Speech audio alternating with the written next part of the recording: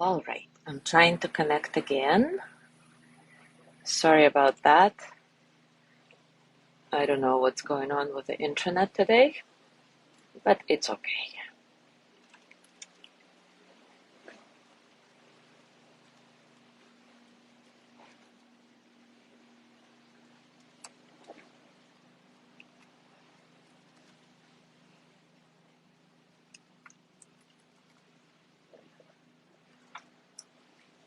Good morning, Alice. Let's wait for Gina and Sally to join. I had to reboot my phone. Something was going on with the internet. Last night around 8 p.m., we had transformer blow up right in front of our house. It was quite scary. There was like a big flash of light, and then everything went into darkness. Matryoshka freaked out, but surprisingly, they fixed it very quickly, like less than an hour. Good morning, Mary. Yes, Sally put two flashes. This is what happened. Like the transformer blew up, and there was a big flash of light, and everything went dark. And then there was another flash of light, and everything was dark again. So weird. Anyways, let's try again. Today we continue exploring the five qualities that we develop through meditation.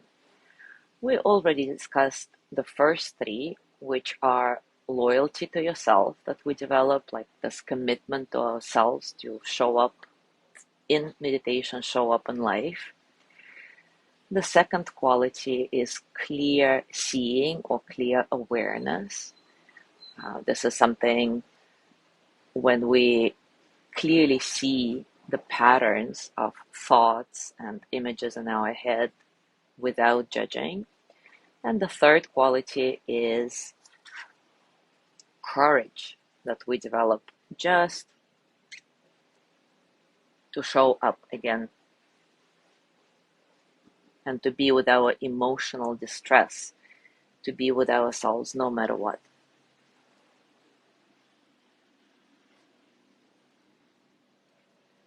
The fourth quality we develop in meditation is the ability to become awake to our lives, to each and every moment, just as it is. And Pema Chodron says that this is the absolute essence of meditation. We develop attention to this very moment, and we learn to just be here. And we have a lot of resistance to just being here.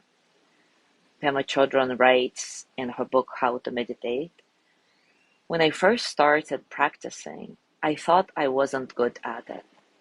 It took me a while to realize that I had a lot of resistance to just being here now. Just being here, attentive to this very moment, does not provide us with any kind of certainty or predictability. But when we learn how to relax into the present moment, we learn how to relax with the unknown. Life is never predictable. You can say, oh, but I like the unpredictability. But that's usually true only to a certain point. As long as the unpredictability is somewhat fun and adventurous. Pema Chodron says, I have a lot of relatives who are into things like bungee jumping and all kinds of terrifying things. All my nephews, particularly, and nieces. Sometimes thinking of their activities, I experience extreme terror. But everybody, even my wild relatives, meets their edge. And sometimes the most adventurous of us meet our edge in the strangest places, like when we can't get a good cup of coffee.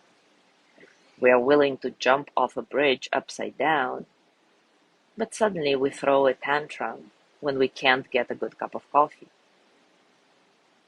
Strange that not being able to get this cup of coffee would be the unknown, but somehow, for some of us, and maybe for you, this is the edge of stepping into the uncomfortable, uncertain space.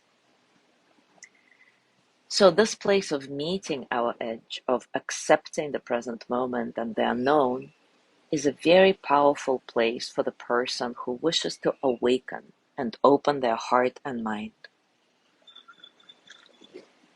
The present moment is the generative fire of our meditation. It is what propels us toward transformation.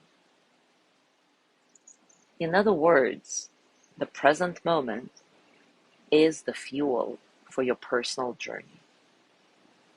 Meditation helps you to meet your edge.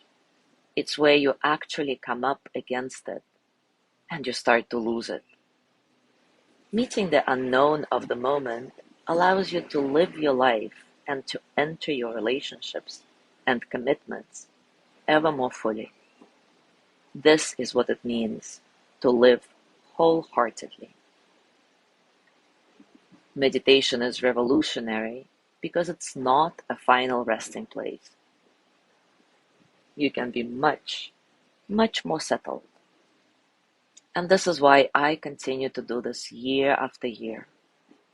If I looked back and had no sense that any transformation had happened, if I didn't recognize that I feel more settled and more flexible, it would be pretty discouraging. But there is this feeling of transformation. And there is always another challenge. And that keeps us humble. Life knocks you off your pedestal. You can always work on meeting the unknown from a more settled, more open-hearted space. And it happens for all of us. You may think that you have it all together and that you're really chilled out, but then something really blows it for you. For example, here you are reading a book by a settled nun, quote unquote, and you need to know that things happen that cause me to become like a little brat. I too have moments where I am challenged in meeting the present moment, even after years of meditation. Years back, I took a trip alone with my granddaughter, who was 6 years old at the time. It was such an embarrassing experience because she was being extremely difficult. She was saying no about everything, and I just kept losing it with this little angel whom I adore.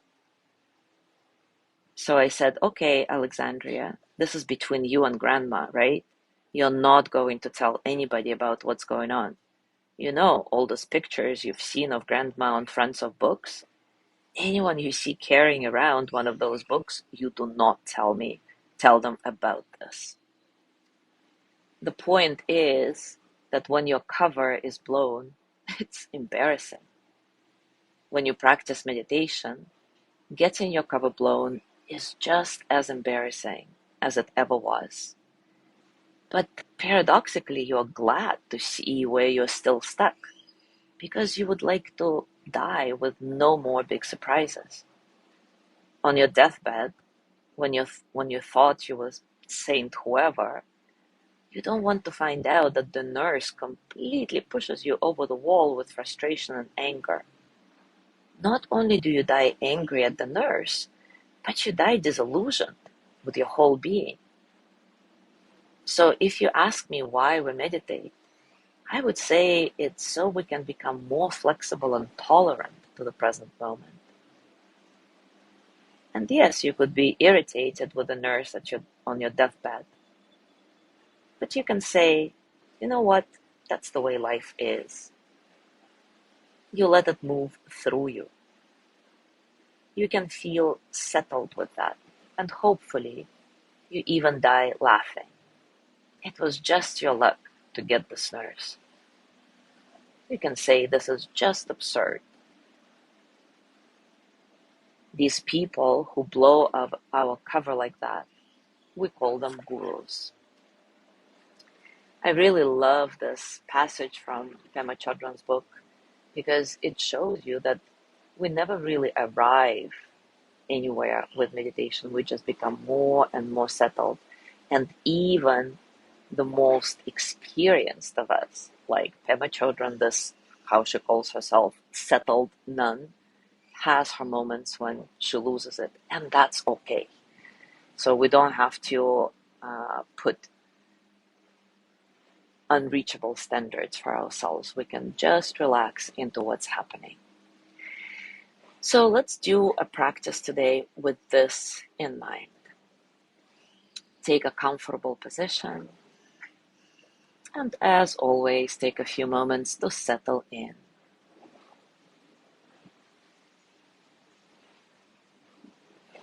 Letting your breath be soft and easy. Check in with yourself. Pause for presence. See where you're at right now.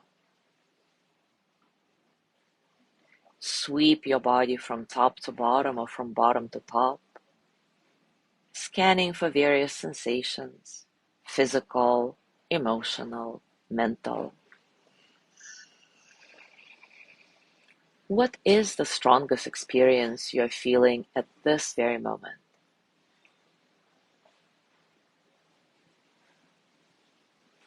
Can you contact this experience non-verbally, just getting a felt sense of what's happening?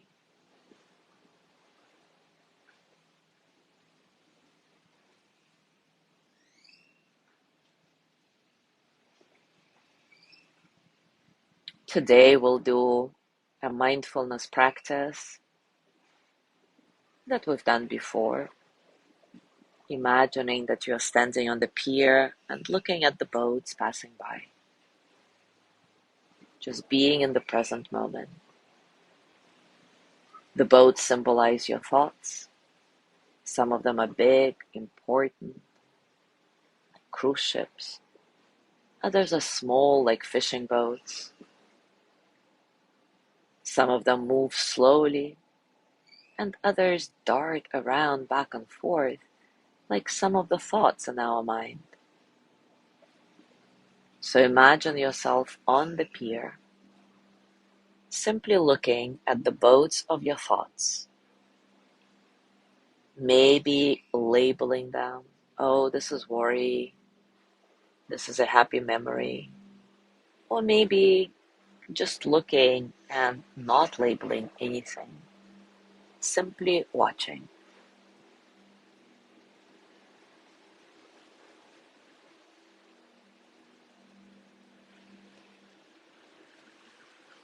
Meeting the present moment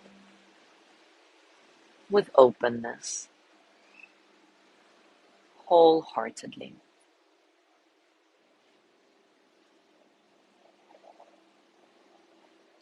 Keep your breathing nice and rhythmic, not forced. And just watch what's happening in the ocean in front of you.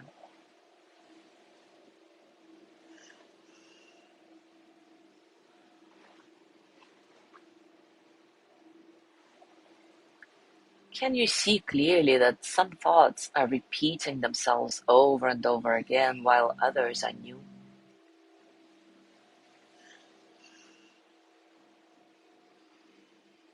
Can you notice the discomfort of some of the thoughts?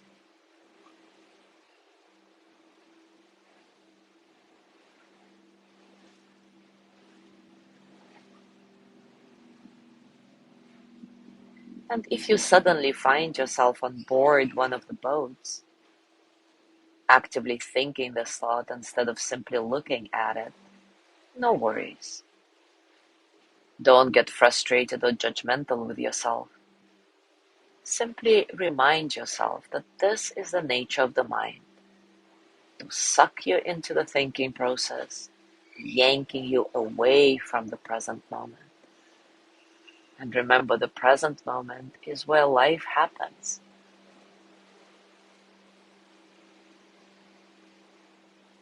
So just note that this has happened, that you were distracted, and simply return back to the pier, back to watching the boats of your thoughts pass by.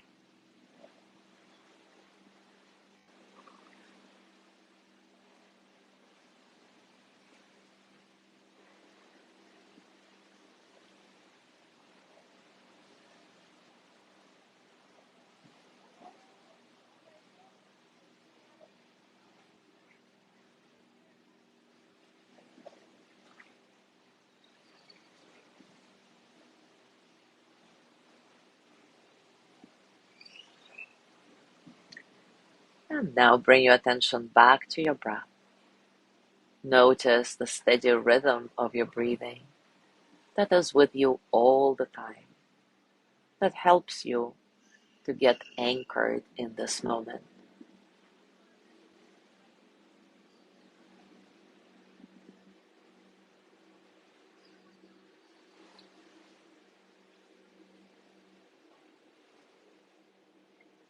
As you go through your day today, I invite you to repeat this exercise as many times as you want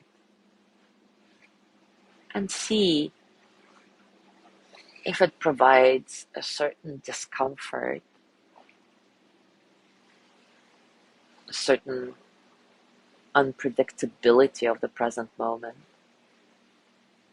Notice if you get to the point when you just want to stop and get out of meditation, and if, or rather when that happens, try to stay a little longer, allowing those thoughts, feelings, sensations simply go through you, keeping yourself in the present moment, being okay with it.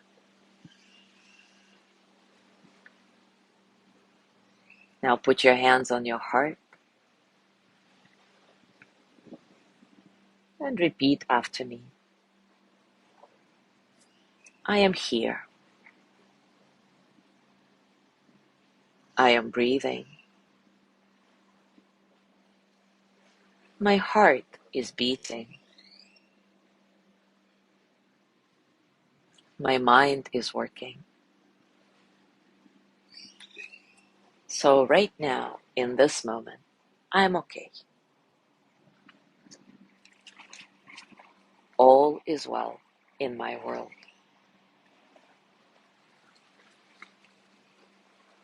Thank you so much for being here today. Tomorrow is Lorna's breathing practice, and I will see you on Saturday.